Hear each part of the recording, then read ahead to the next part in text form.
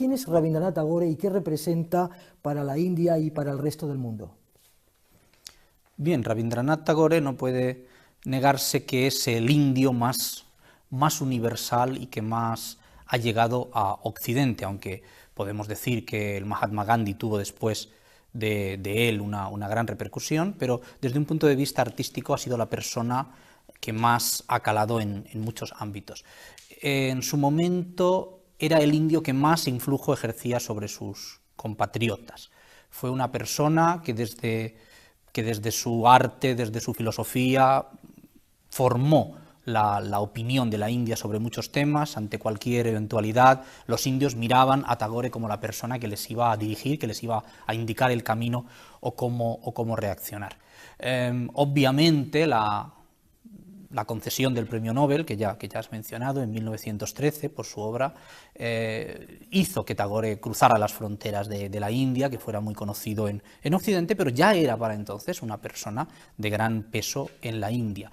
Esto él lo había heredado de su padre, Debendranath Tagore, porque Tagore pertenecía a una familia de terratenientes de Bengala, que ya eran la crema de la intelectualidad en su momento, y que tenían un gran influjo en un movimiento cultural que fue el Renacimiento hindú, con lo cual él de alguna manera tuvo acceso a una formación exquisita que él completó y se convirtió un poco en el líder intelectual de los indios. El Mahatma Gandhi le dio el título de el gran centinela de la India, porque decía que Tagore era la persona que estaba alerta ante todas las cosas que sucedían para intentar mejorarlas, porque su labor como reformador social fue muy importante, no solo como artista, y que estaba pendiente de todas las cosas para de alguna manera orientar a los indios que tenían en ese momento el problema del colonialismo inglés.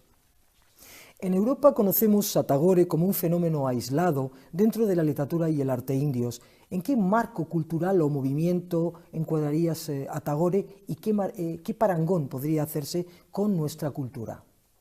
Bien, indudablemente Tagore pertenece a lo que en la historia cultural de la India se ha conocido como el Renacimiento hindú. El Renacimiento hindú es un movimiento intelectual, un movimiento cultural que tiene lugar en la India a finales del siglo XIX y que se origina como respuesta de la intelectualidad india al cuestionamiento que se hacía por parte de Occidente, por parte del poder colonialista inglés, de los valores o la ausencia de valores de la cultura india.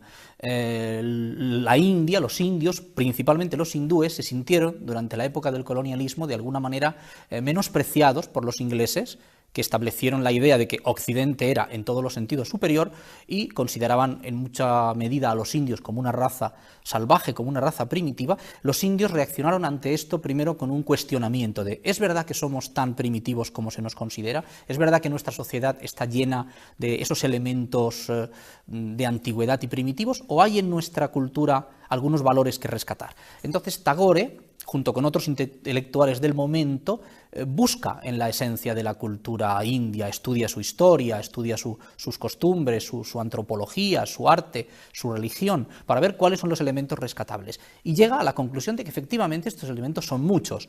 La sociedad india no es perfecta, hay muchas lacras sociales que todavía es necesario eliminar, pero hay una gran cantidad de elementos, sobre todo de pensamiento, que no solamente son muy válidos y muy útiles para los indios, sino que pueden incluso servir como modelo en Occidente. Y entonces es a esto un poco a lo que se dedica Tagore, junto con otros, como renovador social.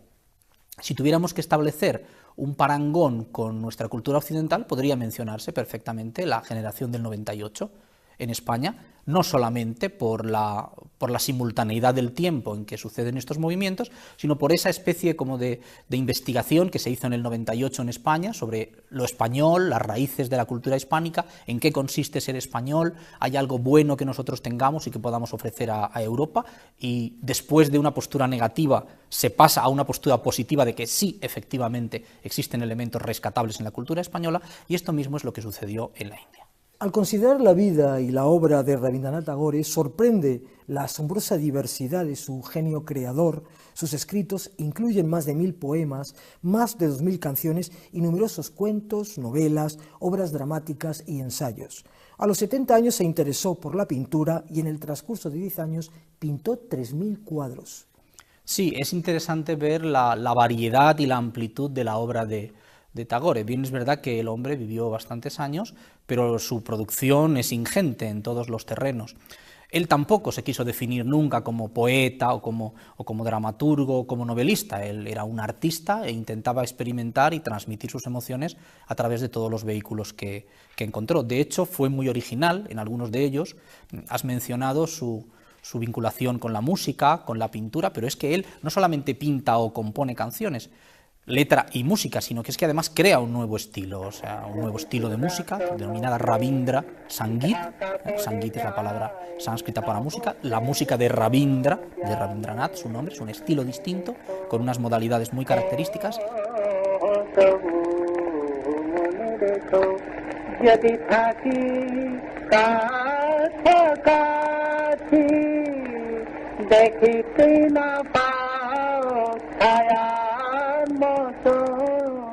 También un estilo pictórico muy concreto, sus cuadros son fácilmente reconocibles, tiene un estilo muy intenso y ya digo que experimentó en todas las facetas artísticas que pudo.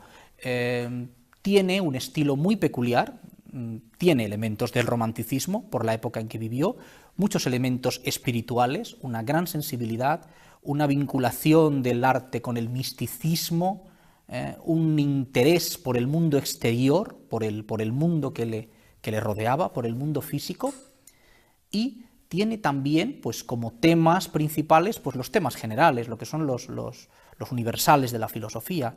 Es interesante también destacar, a la hora de mencionar su estilo, que es muy claro y muy accesible, la vinculación que él establece entre el arte y la espiritualidad.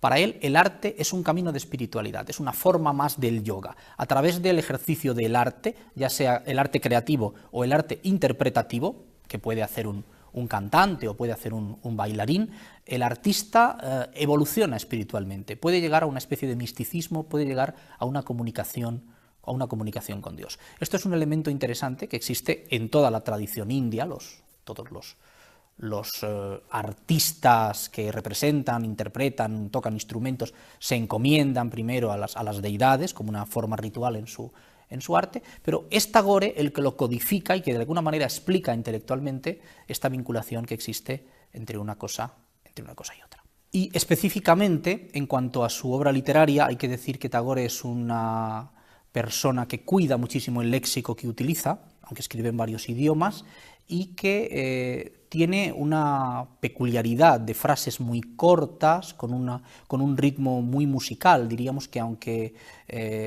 escriba en prosa, lo que hace es prosa poética, entonces establece unas vinculaciones o unos precedentes de lo que puede ser luego el modernismo que nosotros conocemos en Occidente.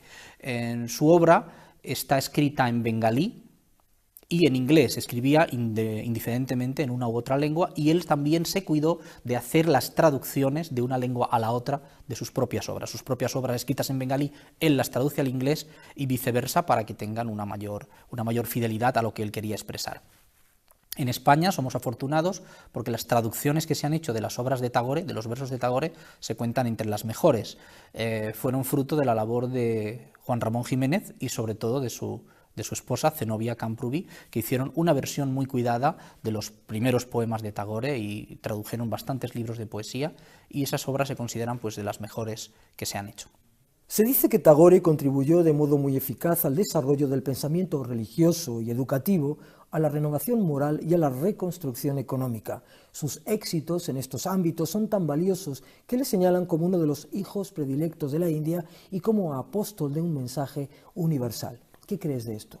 Sí, indudablemente. O sea, no tenemos que tener una visión de Tagore únicamente como un artista o incluso como un filósofo. Fue una persona muy activa, fue un reformador social en su vida, como lo había sido su padre, y se dedicó a muchos temas de mejora realmente de la sociedad. No quería que los indios estuvieran acomplejados ante Occidente por una cultura teóricamente inferior o con defectos, y quería limpiar a esa cultura de todo tipo de lacras. Lo hizo con su acción y lo hizo también con sus textos, puesto que tiene, al lado de sus libros de poemas, pues otras obras en donde se critican los males sociales, como puede ser su novela Gora, en donde se critica el sistema de castas, etc. Su labor como reformador social fue muy importante. Obviamente era una persona con una gran cultura y daba gran importancia a la educación. Él fue un pedagogo, un educacionista, como se dice, y tuvo bastantes iniciativas para mejorar el nivel cultural de sus compatriotas. Estableció un ashram denominado Shantiniketan, que se llama Morada de Paz, y fue una especie como de retiro espiritual en donde se pretendía volver a poner de moda los antiguos sistemas educativos de la India antigua, en donde los estudiantes iban a convivir con el maestro en un entorno natural, en medio de los bosques, y allí se estudiaba filosofía o se estudiaban incluso ciencias, pero en un entorno controlado y cerrado, muy cercano a la naturaleza. Este proyecto, que él inicia en el año 1901, luego tuvo rango de universidad, cambió su nombre y se denominó Vishva Bharati, o sea, la Universidad Universal, puesto que muchos de los intelectuales de su momento se formaron allí.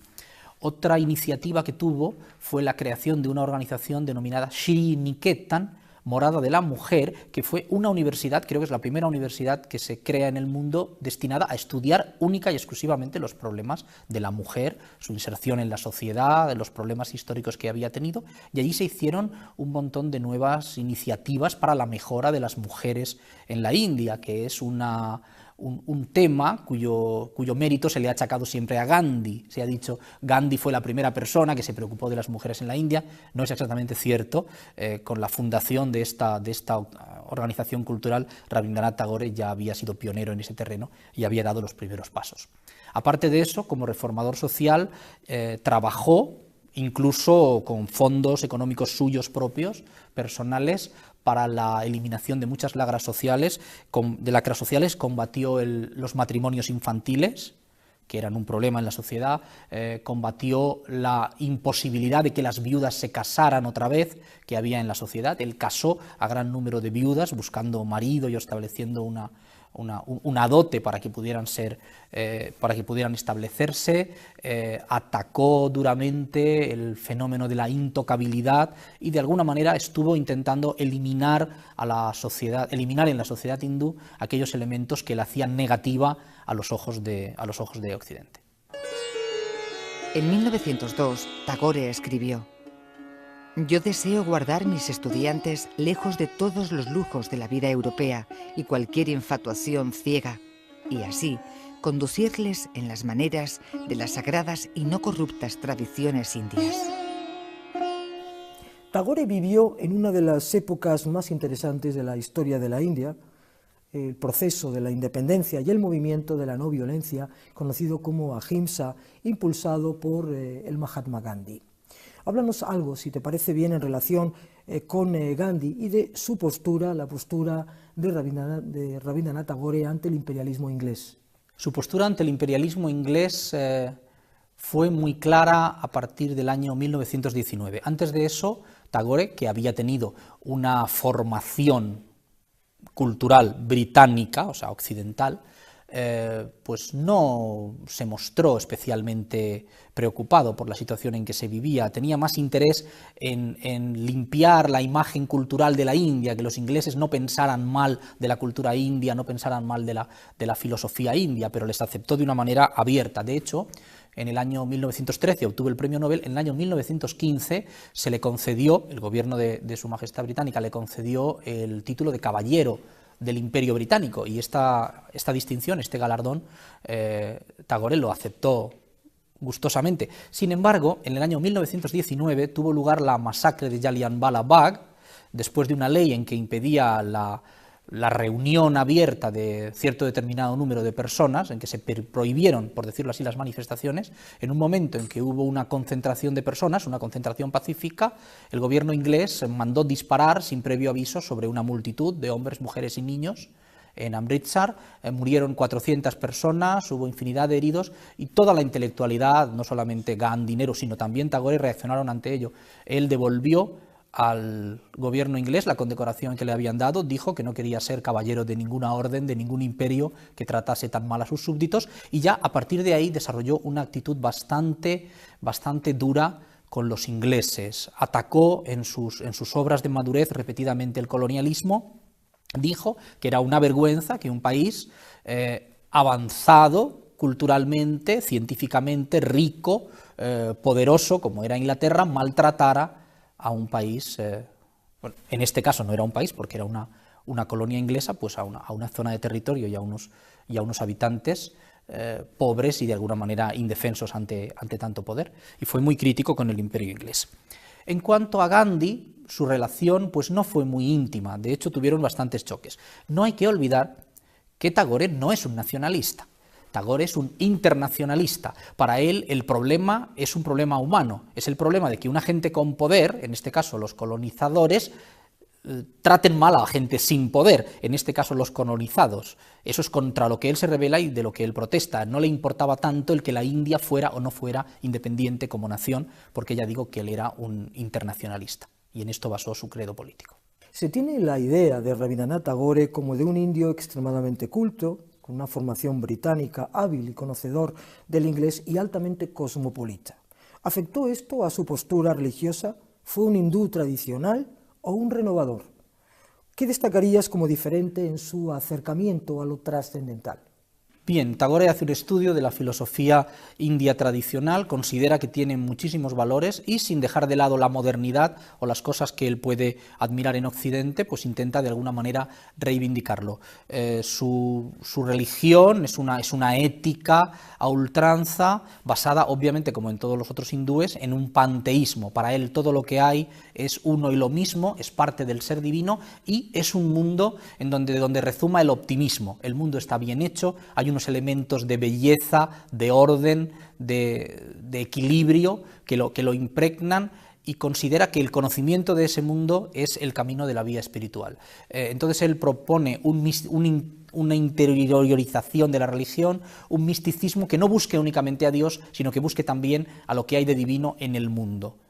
Y, obviamente, con unos planteamientos modernos, puesto que él conocía toda la obra de Kant y de otros pensadores occidentales, con lo cual hace una síntesis bastante interesante Oriente-Occidente.